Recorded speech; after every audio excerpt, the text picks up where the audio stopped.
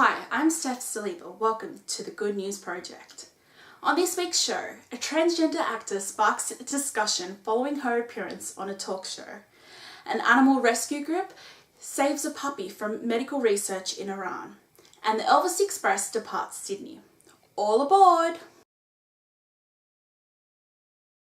But first, Orange is the New Black star Laverne Cox and model Carmen Carrera sat down with Katie Couric on Monday to discuss their careers and experiences as prominent transgender women in the entertainment industry, using their platform to bring trans issues to national attention.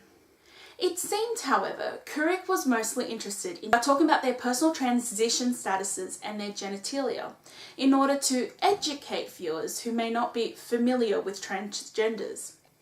Following her use of transgenders as a noun, Couric mentioned an earlier segment where Carrera had deflected her invasive questions about surgery and trans bodies, pushing the issue to Cox instead. Cox, who chose to use this as an opportunity to speak out about the discrimination, violence, and real lived experiences faced by the trans community, responded perfectly, saying, "I do feel there is a preoccupation with that. The preoccupation with transition and surgery objectifies trans people. And then we don't get to really deal with the real lived experiences. The reality of trans people's lives is that so often we are targets of violence. We experience discrimination disproportionately to the rest of the community. Our unemployment rate is twice the national average. If you are a trans person of colour, that rate is 4 times the national average. The homicide rate is highest among trans women. If we focus on transition, we don't actually get to talk about those things." The Orange star then turned her attention to the recent murder of Islan Nettles, a 21-year-old trans woman, and the staggering rate of violence against the trans community in the US. She concluded, "By focusing on bodies, we don't focus on the lived realities of that oppression and that discrimination." Since the interview aired, Cox has received many messages of support on social media, such as this, and this, and this. The interview has fueled a social commentary and discussion on the treatment of trans people and their portrayal in the media.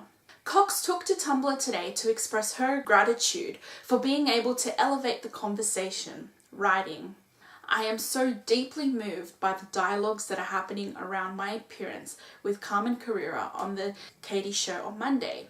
It is my dream that by highlighting the deep humanity of trans people's lives in the media, elevating actual trans voices to speak the truth of our lived experiences in ways that don't sensationalize and objectify us, those human voices and stories can be a part of the disruption needed to end the disproportionate injustices that threaten so many trans people's lives, particularly the lives of trans women of colour.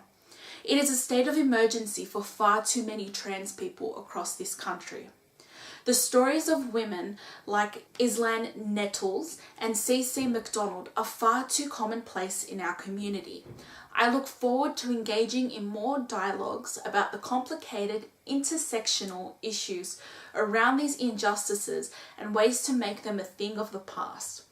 I am so grateful to Katie Couric and her show for the opportunity to highlight these important issues."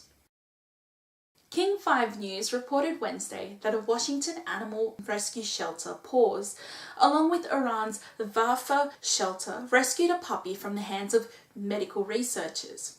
2 puppies, 3-month-old Shabnan and 6-month-old Apu, were saved from Iran, where the government is considering outlawing all cats and dogs within Tehran.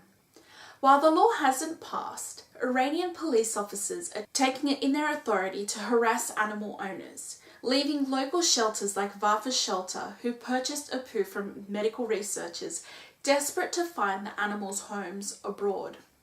When Apu arrived at Paws, it was evident she was to have been subject to animal cruelty, as half her body was shaved in preparation for experimentation. They're healthy and happy. They've had their spray surgeries and both girls have been given a clean bill of health, said Paws foster care coordinator Rebecca Ortel. This isn't the first time Paws has helped rescue dogs from Iran. Last year, the organisation helped save 2 dogs, including a border collie mix from Tehran. Shabnan and Apu are currently in the care of a foster family, and Paws hopes to soon find them a loving home. This week's joke of the week comes from Sarah in Sydney, Australia. What's brown and sticky? A stick. If you'd like to contribute a joke, photo, or good story for a future episode, comment below or email me at the address I'll be providing in the description below, or you can contact me on other social media. Those links will also be down below. Hundreds of Elvis fans and impersonators flocked to Central Station in Sydney yesterday to board the Elvis Express to the park's festival. This will mark the 12th year New South Wales Trainlink has organised the express train to the Elvis Festival in New South Wales Central West. The train was sold out, with about 300 Elvis fans spending $179 each on the round trip. During the 7-hour trip, passengers are kept entertained by 2 Elvis tribute artists. The festival kicked off yesterday on what would have been the King's 79th birthday. The Elvis Festival has been running for more than 20 years. Finally, Miley Cyrus has long been a supporter of the LGBT community.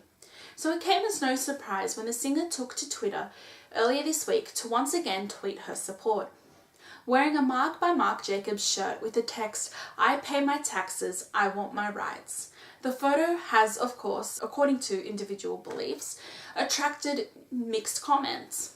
Cyrus has shown her support in the past by having the equality symbol tattooed on her middle finger, tweeting, "All love is equal."